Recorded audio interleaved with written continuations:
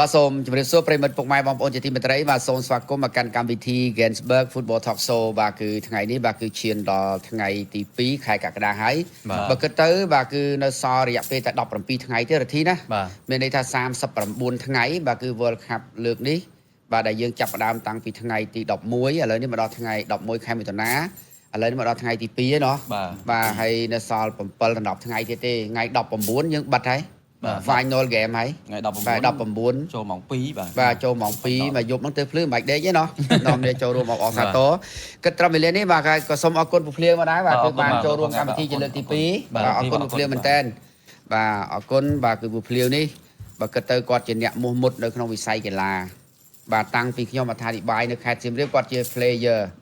បាទជាកីឡាករ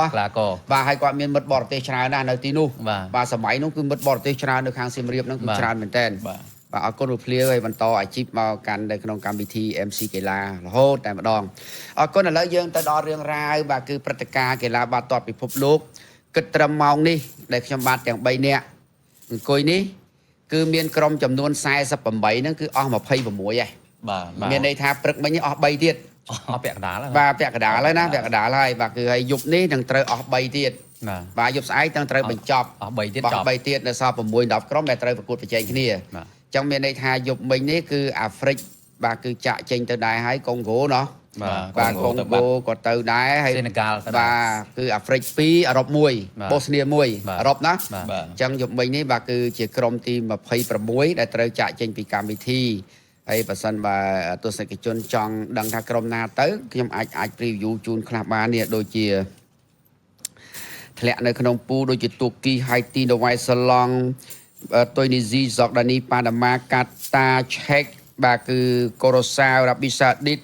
អ៊ីរ៉ាក់អ៊ូបេគីស្ថានអ៊ីរ៉ង់កូរ៉េខាងត្បូងស្កុតឡែនអ៊ុយរូហ្គាយបាទគឺអាហ្វ្រិកខាងត្បូង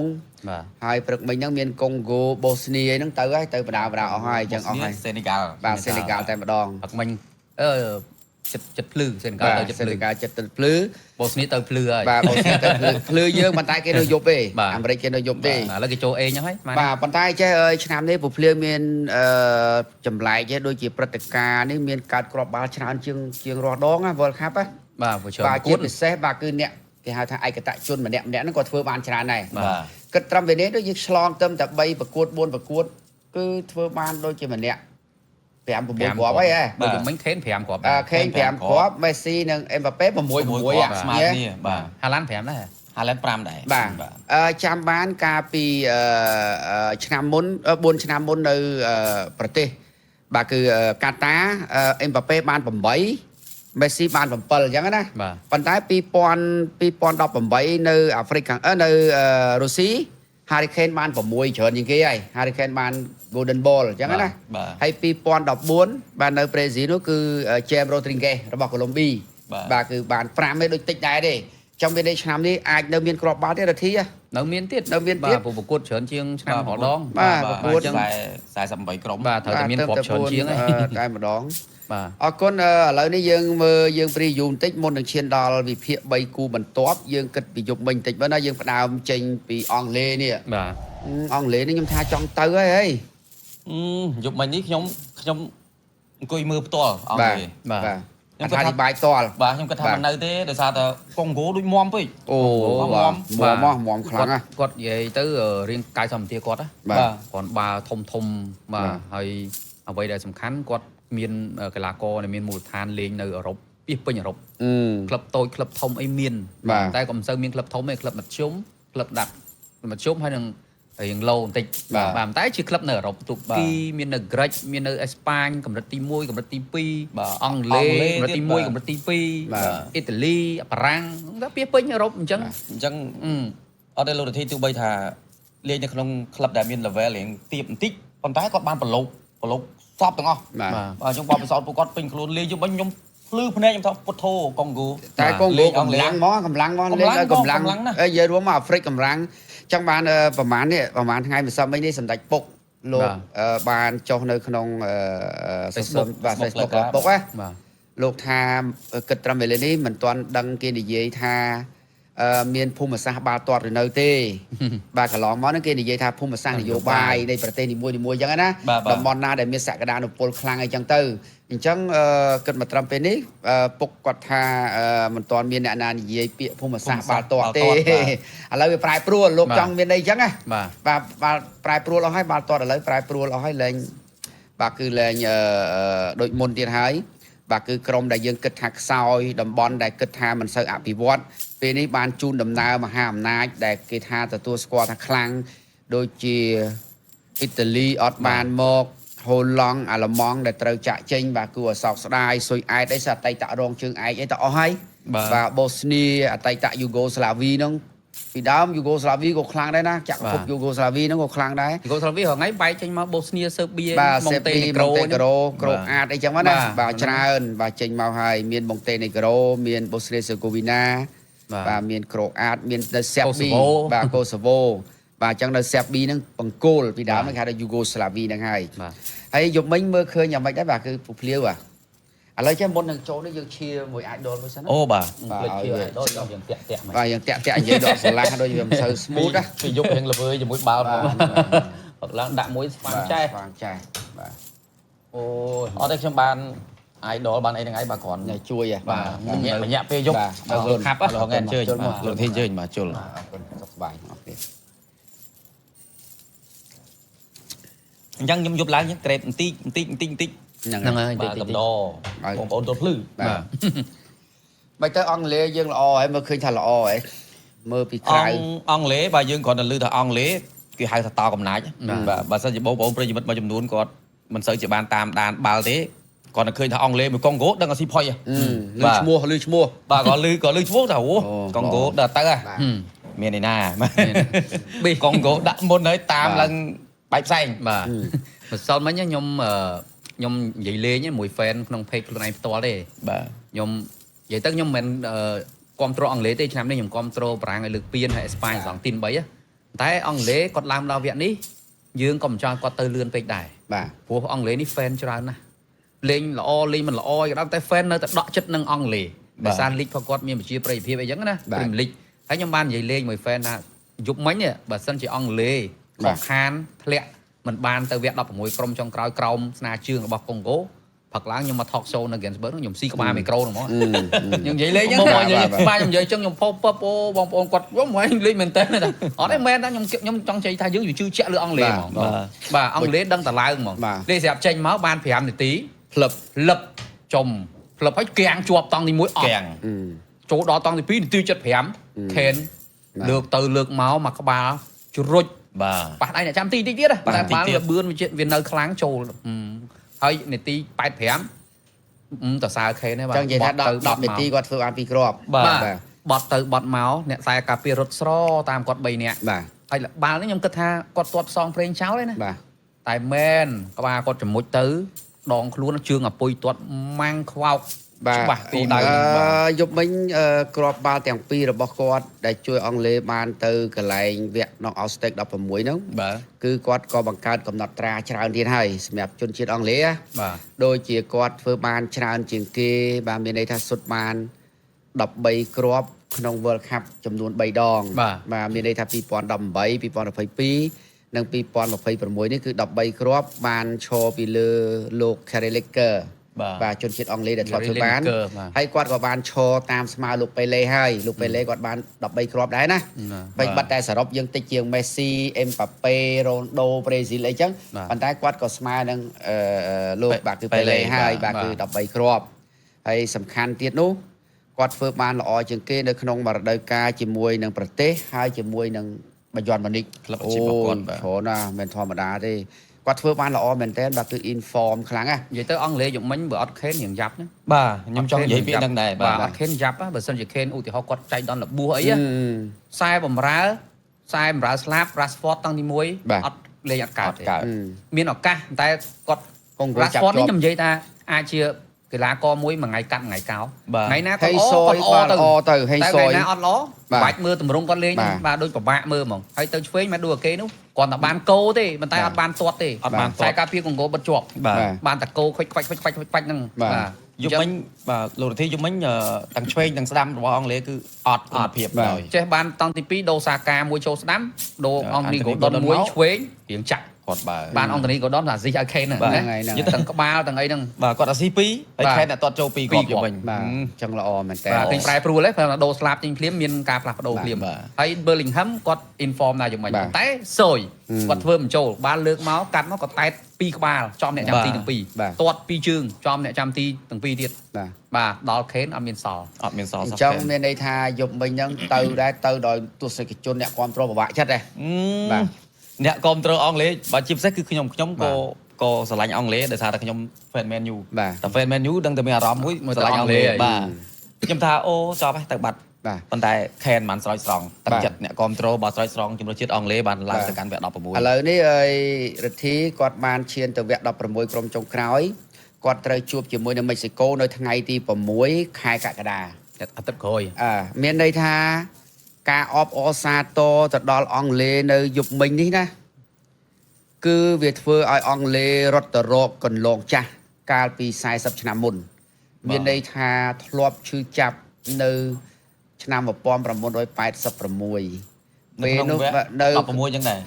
ពេលនោះវគ្គ8ក្រុមប៉ុន្តែគេចាត់ទុកថានៅពេលដែលយើងពង្រីកចឹងគេឲ្យចូលវគ្គថា knock out stage បាទ16ក្រុមហ្នឹងក៏អ្នកអូស្ត្រាលី8ក្រុមក៏អ្នក knock out stage ដែរបាទចាញ់ដែរអញ្ចឹងកាលពី40ឆ្នាំមុនបាទគឺនៅឆ្នាំ1986គាត់ក៏ទៅយំនៅក្នុងប្រទេសមិចស៊ិកហ្នឹងដែរ86មិចស៊ិកធ្វើជាម្ចាស់ផ្ទះពេលនោះណាបាទគាត់ជួបជាមួយនឹងអាសង់ទីននៅវគ្គ quarter final ពេលនោះហើយដែលប្រវត្តិសាស្ត្របាល់ទាត់បានចាមកដល់សប្តាហ៍ថ្ងៃតាក់ទងលោកឌីកូម៉ារ៉ាដូណានោះគេហៅថា hand of god នោះដែលឮឈ្មោះហ៎បាទមានន័យថាលោតយកដៃទៅចូលហ្នឹងធ្វើឲ្យគាត់យំហ្នឹងឥឡូវហ្នឹងមិនសប្បាយទេទស្សនិកជននិយាយថានៅជុំពីFacebookលោកថាអូអង់គ្លេសជាក្រុមល្អជាងមិចស៊ីកូហ៎ប៉ុន្តែមិចស៊ីកូបាទគឺឆ្លងកាត់ការប្រកួត4ប្រកួតកន្លងមកនេះសួររធីបន្តិចថារបូតគ្រាប់បាល់អត់មិចស៊ីកូម៉ាត់ទី1 2-0អត់មានរបូតទេអត់ទាំងអស់គឺអត់ទាំងអស់នេះគិតមែនតើទស្សនិកជនណាគិតមែនតើមកគឺអត់មានរបូតអត់មានរបូតទេ no concede goal បាទអត់ concede goal ទេហើយពេលនេះគេចេះមិចស៊ីកូថាអត់មានខ្លាចទាំងអស់បិទតែនិយាយខាងលើថានៅលើសារព័ត៌មានថាអង់គ្លេសជាក្រុមល្អជាងប៉ុន្តែមិចស៊ីកូអត់មានខ្លាចអត់មានចាយមកតួណាទេនេះគឺជាការទៅរកផ្លូវចាស់មួយទៀតហើយតាមសួរស្រែកបលឺយំមិនចេញបាទមិចស៊ីកូយប់មិញហ្នឹងដែលលោកដែលឈ្នះអេក្វាដ័រហ្នឹងគាត់គឺជាការឈ្នះទៅលើពួកឡាទីនលើកទី11ដងដែលបង្ក្រាបបានក្រោមការដឹកនាំរបស់លោកហាវីអាកូរ៉េហ្នឹងបាទឥឡូវនេះទៅជួបអស់លើមិនធម្មតាមន់ចាក់មន់ពូជមិចស៊ីកូមកអ្នកបដាល់វិញខ្ញុំប្រាប់មិនធម្មតាទេហើយពាក់កដាលធ្ងន់ណាល្អណាហើយមិចស៊ីកូនេះគេបដូរផ្ដាច់ទៀតបដូរផ្ដាច់យ៉ាងម៉េចការពីធ្វើជាម្ចាស់ផ្ទះឆ្នាំ1970គាត់បានត្រឹមវគ្គ quarter final 8ក្រុមលើកទី2 1986គាត់បានទៅ quarter final ទៀតតែលើកទី3នេះគាត់ថាត្រូវឆ្លងចេញឲ្យផុតពីវគ្គ8ក្រុមតើអាចឬយ៉ាងណាអាចដែរមិនលំលងទេប្រធីមើលអត់របូតគ្រាប់បាល់ទេ4គ្រាប់ស៊ីមិនអោយតដៃពីលើកមុនក៏នៅក្នុងផ្ទះខ្លួនឯងដែរបើលើកនេះផ្ទះខ្លួនឯងទៀតតែយើងមើលមែនតើណាមិនតែចេះប្រអាប់អង់គ្លេសទេណាបើគាត់ពិបាកពីកុងហ្គោគាត់ពិបាកពីស្អីគេហ្គាណាឲ្យមកហើយមិនអញ្ចឹងបាទពិបាកមែនតើពុះភ្លៀងជួយបញ្ចេញមតិទៅភ្លៀងបាទសម្រាប់ខ្ញុំគិតថាមិចស៊ីកូពិតជាខ្លាំងមែនបាទការប្រកួតបាទដោយលោកហងឯតលើកឡើង4ប្រកួតមិនទាន់មានក្រុមណាតបបញ្ចូលទីក្រុមគាត់បានទេបាទ clean sheet ហើយការបង្ហាញប្រកួតវគ្គ32ឆ្លងមកវគ្គ16ទៀតជាមួយ Ecuador ខ្ញុំមើលទៅអូយល្អណាស់តំបន់ប្រយុទ្ធទៅបើសិនជាទៅឲ្យសុទ្ធគេថាសុទ្ធមិនបានបញ្ចូលទីក៏ដោយក៏គុណភាពនៃការសុទ្ធហ្នឹងក៏យើងមើលទៅផុតផុយកម្លាំងភ្នែកដល់ពោពេញដល់ធម្មពលហើយយើងមើលអត់ធុញប៉ុន្តែគាត់ថាចូលដល់តង់2ពេលដែលគាត់នាំមុខ 2-0 ហើយគាត់រៀងតម្លាក់កម្លាំងហ្នឹងធម្មតាទេធម្មជាតិនៃ game បាទគឺតែយើងមានគ្រាប់បាល់2ហើយយើងមិនទៅបុកអីទៀតមួយក៏សឹងតែគេទប់ដែរគ្រាន់តែមិចស៊ីកូឈានទៅប្រកួតវគ្គ16ក្រុមចុងក្រោយអបអរសាទរប្រជាជនមិចស៊ីកូងាប់2នាក់បាទក្មេងស្រី19ឆ្នាំម្នាក់បរិសុទ្ធអាយុ44ឆ្នាំជន់គ្នាវាសុបាយពេកបាទសុបាយពេកងាប់តែឥឡូវយើងមើលដល់រឿងហ្នឹងទៀតហើយខ្ញុំចេះតែខ្ញុំចូលចិត្តតាមរទ្ធីដោយសារយើងស្រឡាញ់ណាអង់គ្លេសនេះតែឈានដល់វគ្គ16ក្រុមចុងក្រោយនេះគឺភ័យបុកពោះទៀតហើយបាទកាលពីយូរ៉ូឆ្នាំ2016ដែលប្រទេសបារាំងធ្វើជាម្ចាស់ផ្ទះប៉ុកទូហ្គាល់ជើងឯកនោះណាគាត់ធ្លាក់ក្រោមស្នាដៃប្រទេសដ៏តូចគឺអ៊ីស្លង់ឬក៏ហៅថាអៃស្លែនបាទវគ្គ16ក្រុមចុងក្រោយដែរ ហើយគាត់ក៏ធ្លាប់បរាជ័យក្រោមស្នាដៃសហរដ្ឋអាមេរិកដែលជាគេហៅថាប្រទេសមានប្រជាជនច្រើនប៉ុន្តែបាល់អត់សូវរីកចម្រើនហ្នឹងគាត់ធ្លាប់ធ្លាក់នៅក្នុងវគ្គហ្នឹងដែរគឺឆ្នាំ1950នេះគេយក highlight សំខាន់ដែលអង់គ្លេសហើយបើឈានទៅដល់ពេលហ្នឹងទីទៀតណាអង់គ្លេស8ដងគឺ0ហ្មងគឺចាញ់ពេលហ្នឹងទីទៀតជាមួយនឹងពួកឡាទីននិងពួកនេះរទ្ធីយល់ឡើងមិនហ្នឹងបាទនេះបាទនិយាយទៅអង់គ្លេសឲ្យតែពេលហ្នឹងទីអញញ័រហើយ8ដងធ្លាក់អើយអនមែនតើបាល់ទាត់យូរ៉ូដូចឆ្នាំ2004ក៏អញ្ចឹងចាញ់ប៉ូទុយហ្គាល់ពេលហ្នឹងទីបាល់ទាត់យូរ៉ូឆ្នាំ2020ចាញ់អ៊ីតាលីឲ្យតែពេលហ្នឹងទីខ្ញុំមិនដែរសង្ឃឹមទេអង់គ្លេសមែនទេអីយើងនិយាយអញ្ចឹងយើងខ្ទាស់ទស្សនិកជនទៀតណាបាទយើងអ្នកធ្វើបាល់នៅអង់គ្លេសហើយខ្ញុំអ្នកគ្រប់គ្រងអង់គ្លេសថាអស់ពីខ្លួនណាបាទអស់ពីខ្លួនដល់ថាឲ្យមួយថ្ងៃណាគេហៅថាតោក្រដាស់ហ្នឹងចង់មានន័យថាមួយថ្ងៃគឺអ្នកសារព័ត៌មានគេកែប្រម៉ូទអូថ្ងៃនេះពូភ្លៀវធ្វើចេះថ្ងៃនោះរទ្ធីធ្វើចេះគឺគេទៅសេតែពីអង់គ្លេសហ្នឹងអញ្ចឹងយើងយកមកធ្វើព័ត៌មានដែលយើងបកប្រែពីគេសម្រួលពេលហ្នឹងគឺយើងផ្សព្វផ្សាយតែពីគេហ្នឹងយើងវាអត់ដឹងថាអាល្លឺម៉ង់ខ្លាំងយ៉ាងម៉េចអ៊ីតាលីអេស្ប៉ាញខ្លាំងយ៉ាងម៉េចវាអត់សូវទទួលព័ត៌មានបាននោះអួតតែអង់គ្លេសស្រឡាញ់តែអង់គ្លេសម៉ែមកវិញសុំទោសណាពុកម៉ែបងប្អូនខ្ញុំចូលចិត្តអង់គ្លេសប៉ុន្តែដោយសារយើងធ្វើយូរទៅធ្វើជាមួយនឹងទៅ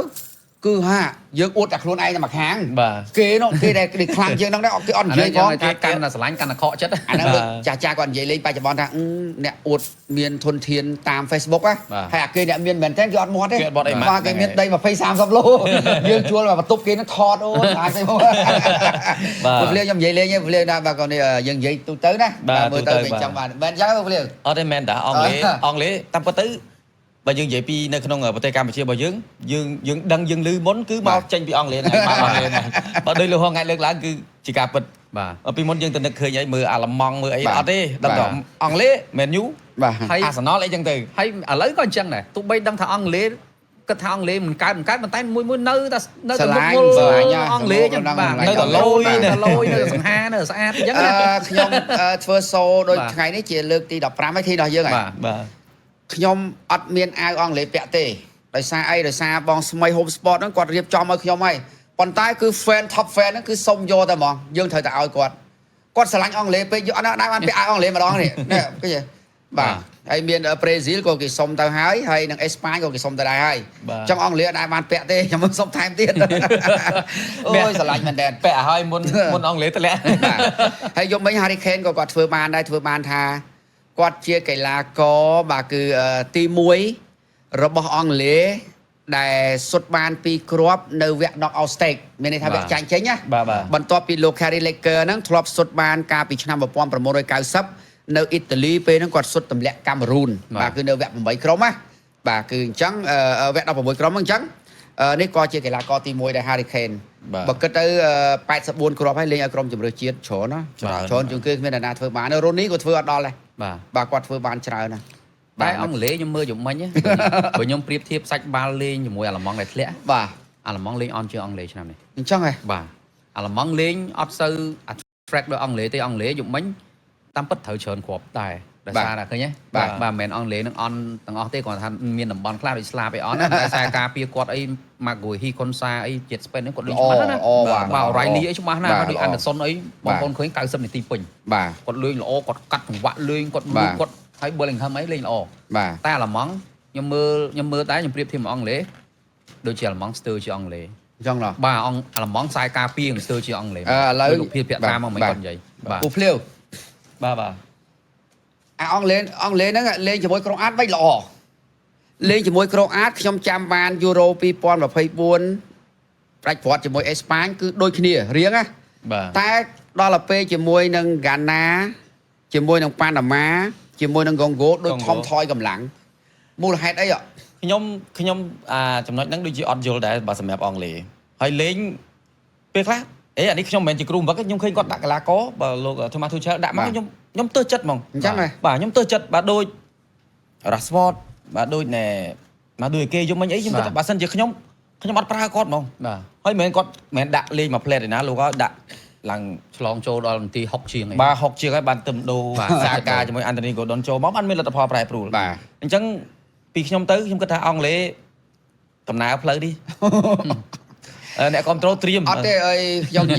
យាយខាងមុនមិញហ្នឹងក៏ខ្ញុំនិយាយពីហេតុការណ៍រឿងរ៉ាវប្រវត្តិសាស្ត្របាល់ទេណាបាទយើងត្រូវយកមកដាក់ជាអង្គហេតុឲ្យពុកម៉ែស្ដាប់ទៅ ឥឡូវមួយទៀតមូលហេតុអីខ្ញុំមានសំណួរទៅសួរពូភ្លាវថាហេតុអីអង់គ្លេសដូចជាមិនមានកម្លាំងពលំក្នុងការលេងណាលេងក្រូអាតណាត់ទី1គឺឆ្វាច់ល្អហ្មងទីខ្ញុំគិតថាខ្ញុំថាអីល្អតាប៉ុន្តែខ្ញុំអត់ដាក់នៅក្នុង hot favorite របស់ខ្ញុំទេនៅឆ្នាំហ្នឹងណាអញ្ចេះដោយសារម្សិលមិញហ្នឹងគឺលោក Luta Matthäus អតីតវីរៈបរោះអាល្លឺម៉ង់ណាបាទគឺតារា World Cup ឆ្នាំ90របស់អាល្លឺម៉ង់ហ្នឹងគាត់បានស្ដីបន្ទោសទៅដល់មិត្តស្រីនិងភរិយារបស់កីឡាករអាល្លឺម៉ង់គឺឆ្វេងឆ្វាចពេកឆ្វេងឆ្វាចមានន័យថានៅពេលកីឡាករវឹកហាត់ក៏ទៅទីលានណែបនិតបថាគេហៅថាអវិន័យស្នេហាហ្នឹងគឺថាបាទធ្វើឲ្យអាល្លឺម៉ង់ទុនខ្សោយមួយអូបាទតែអ្វីដែលនៅក្នុងបន្ទប់ផ្លាស់សម្លៀកបំពាក់របស់លោក Thomas Tuchel គឺគាត់ប្រើរូបមន្តនឹងដែរដោយសបាយអូខេកីឡាករចង់រួមភេទក៏រួមទៅកីឡាករចង់ជួបភរិយាអីឃើញទេពេលលេងភរិយាទៅដល់ទីលានហ្នឹងទៅលើកទឹកចិត្តទៅអីការគឺថាអត់មានហាមឃាត់ដូចប្រេស៊ីលដូចអីគឺនេះទេតើវាតាក់ទងនឹងបញ្ហាហ្នឹងឬយ៉ាងម៉េចប៉ុន្តែលោក Thomas Tuchel គាត់ថាអាហ្នឹងវាធ្វើឲ្យកីឡាករសប្បាយកាន់តែពុះកញ្ជ្រោលកាន់តែមានកម្លាំងពលំសម្ដែងនៅលើទីលានបាទគឺមិនហាមឃាត់ទេក្នុងការរួមភេទឬក៏ការសប្បាយធ្វើឲ្យហ្នឹងបាទហើយមានមិត្តស្រីទៅចង់គឺកាន់ឲ្យគាត់កាន់មានកម្លាំងចិត្តណែអានេះគាត់ណាប៉ុន្តែផ្ទុយទៅវិញយើងសង្កេតឃើញថា performance របស់គាត់3ប្រកួតចុងក្រោយខ្ញុំឃើញតែខ្លាំងជាងគេគឺឆ្វាច់ជាងគេគឺលេងជាមួយក្រូអាតទេតែប៉ុណ្ណឹងឃើញដូចសុំមិនសូវមានកម្លាំងពលំដូចជាឬក៏យ៉ាងម៉េចមើលជួយមើលតើខ្ញុំយកអង្គហេតុហ្នឹងមកត្រូវឬខុសបាទបើតាមបើលោកហងហេតុលើកឡើងអញ្ចឹងបាទខ្ញុំរៀងជំទាស់បន្តិចបាទតែប៉ុន្តែក្នុងនាមជាកីឡាករអាជីពបាទខ្ញុំធ្លាប់ឆ្លងកាត់ដែរបើទោះបីជាគ្រូបង្វឹកគាត់បើកសិទ្ធបើកដៃឲ្យមិនក៏ដោយប៉ុន្តែខ្ញុំជឿថាលំដាប់ដល់អង់គ្លេសហើយខ្ញុំជឿថាគាត់ច្បាស់ជាមានវិន័យខ្លួនឯងអញ្ចឹង Thomas Tuchel គាត់ប្រហែលជាធ្វើអញ្ចឹងគាត់ថាដាក់ទៅអញ្ចឹងមែនឲ្យសប្បាយមួយមិត្តស្រីឲ្យធ្វើអីក៏បាននៅក្នុងបន្ទប់ផ្លាស់សម្លៀកបំពាក់ឬក៏កន្លែងទីលានវឹកហាត់ហ្នឹងហើយប៉ុន្តែគាត់នឹងគិតថាហែងមិនដឹងខ្លួនឯងធ្វើអីផងបាទខ្ញុំគិតថាគាត់ធ្វើរបៀបអញ្ចឹងបាទយើងជាកីឡាករអាជីពយើងមិនដឹងខ្លួនឯងត្រូវធ្វើស្អីហើយមិនដឹងថាខ្លួនឯងត្រូវស្អែកទាត់ខាន់ស្អែកទាត់សប្បាយជាគិតសប្បាយទៅហើយគាត់អ្នក control មើលពីលើហ្នឹងយប់មិញរូបភាពបាល់ទាត់រធានៅសារព័ត៌មានល្បីមានបង្ហាញជូនតែ12សន្លឹកឯងតែរូបភាពកីឡាករដែលជួបជាមួយនឹងមិត្តស្រីនិងភរិយាមានរហូតដល់70សន្លឹកដែលបង្ហោះពីភាពសប្បាយភាពអីនោះទៅវិញបាទហ្នឹងយើងគិតថាយុទ្ធសាស្ត្ររបស់គ្រូមួយខុសគ្នាគ្រូលោក Tuchel គាត់ចិត្តសាស្ត្ររបស់គាត់ថាបើសិនជាសប្បាយវាអត់មាន stress អត់ stress គាត់បញ្ចេញនៅ skill បញ្ចេញនៅ power គាត់ពេលលេងវាអស់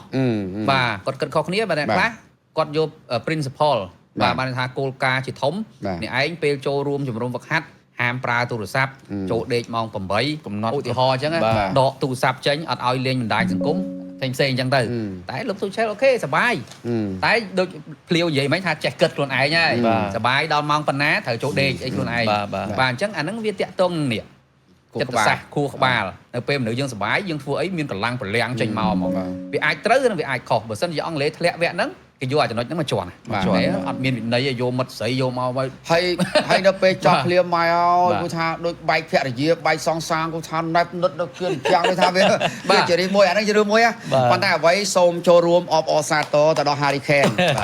Kane យប់មិញនេះបាទគឺគិតត្រឹម2គ្រាប់សុទ្ធនៅអង់គ្លេសនេះគឺជាគ្រាប់ទី11របស់គេនៅក្នុងរដូវកាលនេះសម្រាប់ជម្រើសជាតិនិងជាគ្រាប់បាល់ទី61លេងឲ្យបាយ័នម៉ានីកអញ្ចឹងសរុបទៅ Harry Kane នៅរដូវកាលនេះគឺគាត់សុទ្ធបាន72គ្រាប់ហើយបើនិយាយពី World Cup 13គ្រាប់នៅក្នុងជុំចុងក្រោយអស្ចារ្យមែនទេអស្ចារ្យប៉ុន្តែទៅរកផ្លូវចាស់ឲ្យជួបមេស៊ីកូហើយពួកឡាទីនបាទយើងកំពុងរងចាំផ្ទះសារដែរបាទចង់ឃើញបាទ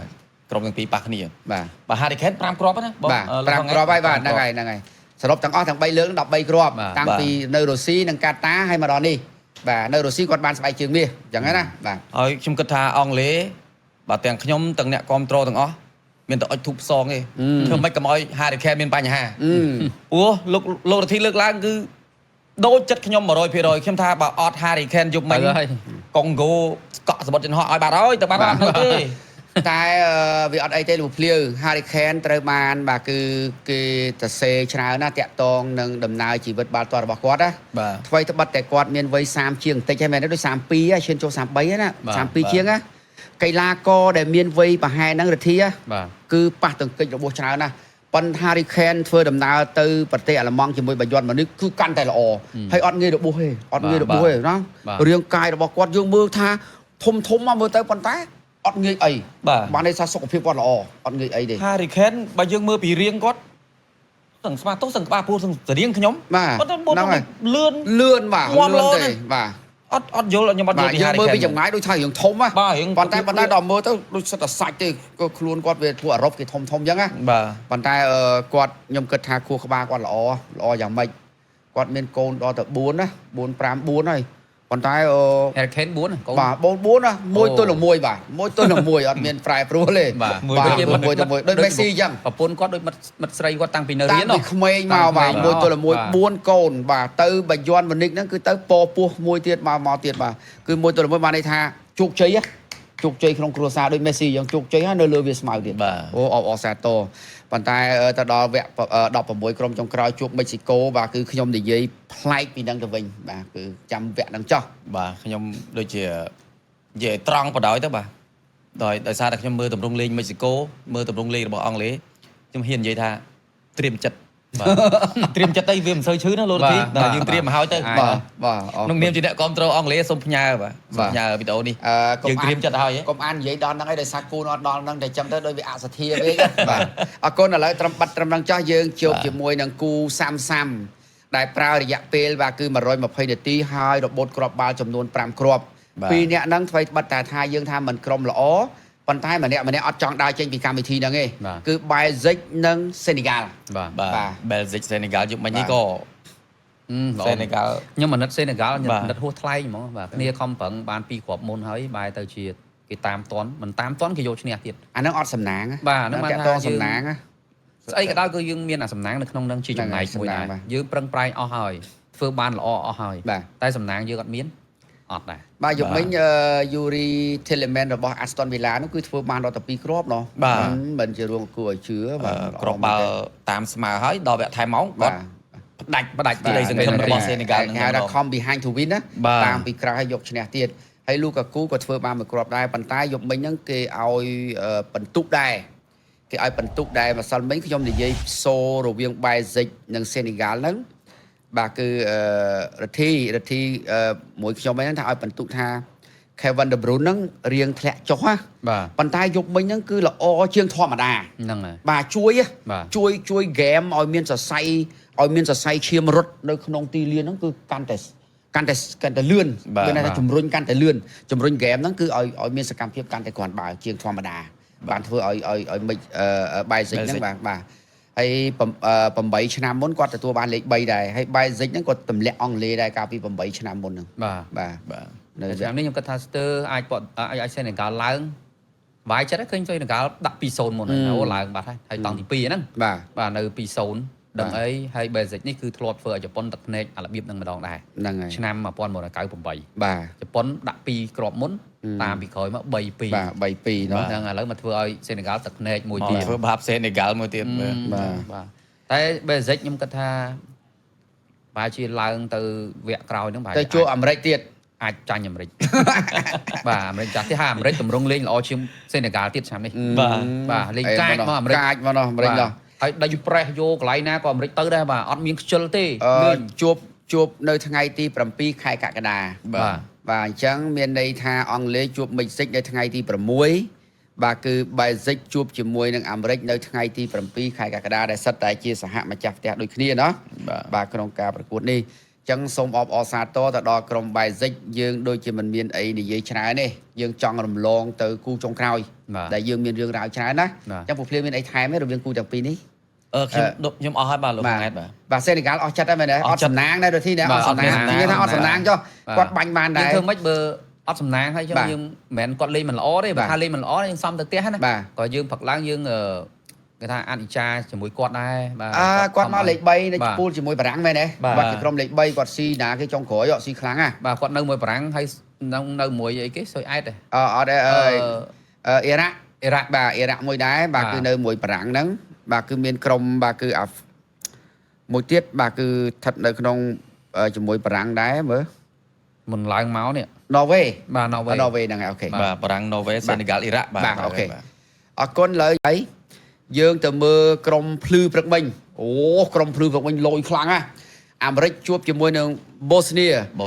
សិនមិញទាំងរដ្ឋីទាំងខ្ញុំបាទចឹងនឹងលោកគ្រូភក្ត្រាយើង confident ហ្មងណាព្រោះថាជឿជាក់លើអាមេរិកមែនហ្មងណាបាទតែអាមេរិកនេះវីរៈបរោះខ្លាយទៅជាគេហៅ hero ទៅជា became to zero បាទគឺនេះក្រោមកូនចៅលោកប៉ូជីទីណូបាទកីឡាករកូនកាត់នីហ្សេរីយ៉ានេះមួយនេះ Bologan បាទបូឡូកាន់បាទ Florian Bologan បាទ Bologan ហ្នឹង21ឆ្នាំ20ឆ្នាំសោះបាទយប់មិញហ្នឹងគាត់ធ្វើបានមួយគ្រាប់ហើយគាត់ទទួលការក្រហមបានន័យថាប្រកួតក្រោយអត់បានលេងហើយប្រកួតក្រោយហ្នឹងអត់បានលេងហើយជួបជាមួយបៃសិចអត់បានលេងហើយគាត់ខ្លាយជាកីឡាករដំបូងគេនៅ World Cup រយៈពេល20ឆ្នាំកាលពីឆ្នាំ2006នៅប្រទេសអាល្លឺម៉ង់លោក Zinedine Zidane គាត់សុទ្ធឲ្យបារាំងបានមួយគ្រាប់នាំមុខអ៊ីតាលីហើយគាត់យក head boot យកក្បាលទៅបុក Marco Materazzi នោះគឺអញ្ញាកណ្ដាលបាទគឺឲ្យកាតក្រហមអញ្ចឹងបានន័យថាគាត់ជាកីឡាករទី2ដែលសុទ្ធបញ្ចូលទីហើយទទួលកាតក្រហមបាទប៉ុន្តែ10នាក់មិនក៏ស៊ីបូស្នីទៀតទៅបាទសុំជើញទៀតបាទថែមមួយគ្រាប់ទៀតយមិញបាទថែមមួយគ្រាប់ដោយសារចេះអង្គអាមេរិកនេះខ្ញុំនិយាយតាំងពីដើមមកថាអាមេរិកបានរៀបចំខ្លួនសម្រាប់ព្រឹត្តិការណ៍ World Cup ដែលខ្លួនឯងធ្វើជាម្ចាស់តែនេះបានល្អណាស់បាទលោកប៉ូឆេទីណូបានកែច្នៃកីឡាកររបស់អាមេរិកឲ្យលេងមានទម្រង់កាចជាងមុនអូបាទមានទម្រង់មួយដែលខ្ញុំមើលឃើញថាអាមេរិកគឺអាចនឹងទៅជ្រៅដែរក្នុងឆ្នាំនេះបាទយើងឃើញកាលពីមុនណាមិនទាន់មានលោកប៉ូឆេទីណូដឹកនាំអាមេរិកលេងសូទេលេងមិនមែនថាយើងប៉ះក្រុមណាគឺយើងមិនគិតថាអាមេរិកឡើងបានទេបាទតែប៉ូឆេទីណូដឹកនាំខ្ញុំសរសើរប៉ូឆេទីណូអញ្ចឹងបានមួយរយៈមុន Spurs ក៏ចង់យកប៉ូឆេទីណូទៅដឹកនាំវិញដែរនៅពេលដែល Spurs ធ្លាក់ចុះគាត់ឃើញប៉ូឆេទីណូនេះជួយអាមេរិកឲ្យ ranking អាមេរិកឡើងនៅក្នុង FIFA ranking អញ្ចឹងចប់ព្រឹត្តិការណ៍នេះទៅ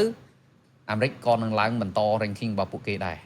ទៅកាន់តែជ្រៅ FIFA ranking កាន់តែឡើងការសំបន្ទុកបាទតែខ្លាចគីឡូនេះដោយ Balogan នេះគាត់កាតក្រហមហើយគាត់សកម្មបាទអញ្ចឹងអាចយ៉ាប់ផល Belgium ប៉ុន្តែគាត់នៅមានខ្សែប្រយុទ្ធដោយ Ricardo Pepi អីរបស់បាទយកមិនមានអ្នកសុទ្ធទី2បាទគឺ Malik បាទគឺ Tillman បាទ Tillman បាទ Tillman បាទគាត់សុទ្ធក្របទី2បាទអញ្ចឹងគេបានបញ្ជាក់ថាអាមេរិកនេះគឺសុទ្ធបាននៅវគ្គទី1នេះគឺ7គ្រាប់ហើយនៅវគ្គទី1ហ្នឹងណាបាទហើយជាលើកទី4ដងមានន័យថាឲ្យតែគាត់នាំមុខនៅវគ្គទី1គាត់អត់ដែរចាញ់គេហើយខ្ញុំឃើញថាជុំមិនកាតក្រហមហើយមិននិយាយអញ្ចឹងថែមបានមួយគ្រាប់ទៀតបាទអញ្ចឹងល្អមែនតើបាទគឺសម្រាប់ក្រុមសហរដ្ឋអាមេរិកនេះបូស្នីយកមិនដូច30ឯងនៅដូចទប់ដែរដូចអត់សូវមានឱកាសដែរមើលទៅបូស្នីនិយាយទៅបានតម្រាក់ហ្នឹងបានហើយបាទឡើងទៅក៏មិនដឹងទៅធ្វើអីទៀតដែរគាត់លេងអត់មានគេហៅថាអត់មានអីគួរឲ្យគេខ្លាចបាទគាត់ឡើងមកអាចថាទាំងហេងដែរបាទហើយអាមេរិកយប់មិញហ្នឹងបាទគឺបន្ទាប់ពីសុទ្ធបញ្ចូលទីគូប្រកួតបាទគឺនៅវគ្គទី1ដោយកីឡាករលេខ20នេះក៏គេបានកត់សម្គាល់ថានៅពេលដែលសុទ្ធបាននាំមុខគេអញ្ចឹងណារយៈពេល70ឆ្នាំហើយគាត់ដែរចាញ់ហើយគាត់ចាញ់តែអេស្ប៉ាញមួយគត់គឺ3-1ពេលនាំមុខអញ្ចឹងដែរមានន័យថានៅពេលដែលគាត់ធ្វើបាននៅវគ្គទី1ហើយគឺចង់ចប់ការប្រកួតគឺគាត់កម្រចាញ់ណារយៈពេល70ឆ្នាំចាញ់តែម្ដងគាត់គឺចាញ់អេស្ប៉ាញម្ដងបាទ3-1បាទនេះក៏ជាស្ថិតិរបស់គេដែរណាបាទនេះក៏ជាការកត់សម្គាល់របស់គេដែរល្អមែនតើបាទកីឡាករបាទគឺឌីសេរីយ៉ាជនជាតិអាមេរិកអង់គ្លេសបើអត់នៅអង់គ្លេសក៏អត់នៅឆ្ងល់ដែរគាត់លេខអុយ21អង់គ្លេសដែរបាទអុយ21អង់គ្លេសកាលនៅអាសណលបាទនៅអាសណលគាត់លេខអុយ21ដែរហើយបើកីឡាករអង់គ្លេស26នាក់មានឈាមជ័រក្រៅប្រទេសនោះ20នាក់បាទអង់គ្លេសកម្រអង់គ្លេសសុទ្ធមានកូនប្រុសរបស់លោករេណាអតីតជាមួយជាតិអាមេរិកនឹងមួយក៏ល្អដែរនៅលេងជាប់ហើយដល់នៅជាប់ដែរការពីម៉ាត់យោរេណាបាទក្លូបយោរេណាពីមុនណាឪគាត់ឥឡូវកូនមកទៀតហើយក ូនឈ្មោះស្អីទេរេណាភ្លេចទៅតែអាហ្នឹងហើយដោយលទ្ធិដែលលើឈ្មោះថា Aider Go Johnson នេះកីឡាកររបស់ Chelsea Barcelona ហ្នឹងហើយថ្ងៃមុនបាទគឺអាសង់ទីនលេងជាមួយនឹងអ៊ីស្លង់ណាបាទមិត្តភាពបាទកូនប្រុសរបស់ Aider Go Johnson ហ្នឹងលេងជួបជាមួយនឹងអាសង់ទីនជួបជាមួយនឹង Messi បាទ Messi អាយុ20ឆ្នាំ19 20ឆ្នាំដល់ហើយដំបូងកូននឹងមកនិយាយជាមួយនឹង Messi ក៏អត់ចាប់អារម្មណ៍ទេអត់ចាប់អារម្មណ៍ដល់ហើយគាត់និយាយថាស្គាល់ប៉ាខ្ញុំទេប៉ាខ្ញុំធ្លាប់លេងនៅ Barcelona បាទនៅអីចឹង Messi ស្ញាក់ខ្លួនហ្មងដល់មានកូនដល់អាយុ20លេងជាមួយឯងអញ្ចឹងមានន័យថាប៉ាធ្លាប់លេងអាជីពជាមួយគ្នា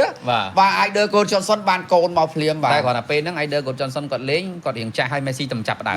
បាទ Messi ចាប់ដើមដើម្បីគាត់ចូលនិវត្តន៍ Messi ចាប់ដើម មកដល់ឥឡូវនេះ គាត់ចេញពី Chelsea មកគាត់លេង3ឆ្នាំដែរជាមួយនឹង Barcelona Johnson ហ្នឹងខ្ញុំចូលចិត្តគាត់លេងណាលេងល្អសក់ស ហ្នឹងហើយ បាទហើយទាត់ច្បាស់យកបាសេទិញយកទៅបាទ ចង់ពូភ្លៀងមើលទៅ performance របស់អាមេរិកអាចទៅជ្រៅបានទៀតទេមើលទៅ ល្អបាទនិយាយទៅម្ចាស់ផ្ទះទាំងអាមេរិកទាំងមិចស៊ីកូកាណាដាស្ទើបន្តិច អាហ្នឹងហើយ បាទកាណាដាស្ទើបន្តិចបាទសម្រាប់អាមេរិកមិចស៊ីកូនេះខ្ញុំស្រឡាញ់ បាទ ពេលដែលឃើញលេងគឺខ្ញុំស្រឡាញ់ហ្មង មិចស៊ីកូមានបន្ទុកពោះជាងអាមេរិកបន្តិចចុះនិយាយថាឲ្យអាមេរិកទី2តែកាណាដាយើងគម្រាប់ចូលណាខ្ញុំគិតថា out of favorite ទេគាត់បានប៉ុណ្ណឹងគឺសមរម្យហើយកាណាដាហ្នឹងហើយតែពីរនេះមិនធម្មតាទៅទៀតខ្ញុំគាត់ថា basic ឡើងទៅជួបអាមេរិកនេះគឺពិបាកផងអាមេរិកហើយមើលទៅតែគាត់ថាអាមេរិកចៃដន្យអីបាល់កាននេះគាត់កាតក្រហមនេះបើអត់កាតក្រហមណាពេញសាច់ basic យ៉ាប់ហើយបាទយ៉ាប់ហើយបាទប៉ុន្តែនេះcònនៅតែយ៉ាប់ដែរនៅយ៉ាប់អាមេរិកហ្នឹងនៅ Robinson នៅ Tyler Adam នៅ McKennie នៅ Tillman មិញនៅ Tasman បាទអឺល្អណាស់ McKennie របស់ Juventus ហ្នឹងក៏មិនធម្មតា McKennie ហ្នឹងរបស់ Juventus មាន Christian Pulisic អូ Christian Pulisic ល្អ Christian ខ្ញុំថាដូច Kevin De Bruyne សម័យមុនអញ្ចឹងណាបាទគឺជាអ្នកនាំឈាមដូច Rodri បាទ Rodri របស់អេស្ប៉ាញណាបាទសិតប្រភេទហ្នឹងហើយនៅ Brennan John Brennan Ronson ផងនេះមួយទៀតក៏ល្អដែរ ប៉ុន្តែជារួមទៅកីឡាកររបស់អាមេរិកសុទ្ធតែនិយាយស្ដាប់ទៅណាសុទ្ធតែមិនមែនជាសញ្ជាតិដើមក ូនកាត់មិនឈើទាំងអស់ហ្នឹង តិចតួចណាស់ដែលមានដើមកំណើតអាមេរិកដូចមានខ្សែការពាររៀតនោះមួយគាត់អាមេរិកគាត់ ឥឡូវមើលបារាំងឥឡូវពភ្លៀងមើលបារាំងមើលរាប់ បារាំងក៏ដូចគ្នា បាទបារាំងមើលរាប់មើលបាទអញ្ចឹងអស់ចិត្តហើយណាយប់មិញដែរស័កសមអាមេរិក អាមេរិកឡើងបើជុំគ្នាថាអាមេរិកឡើង បាទក្រុមយើងថាអាមេរិកហើយណាអរគុណច្រើន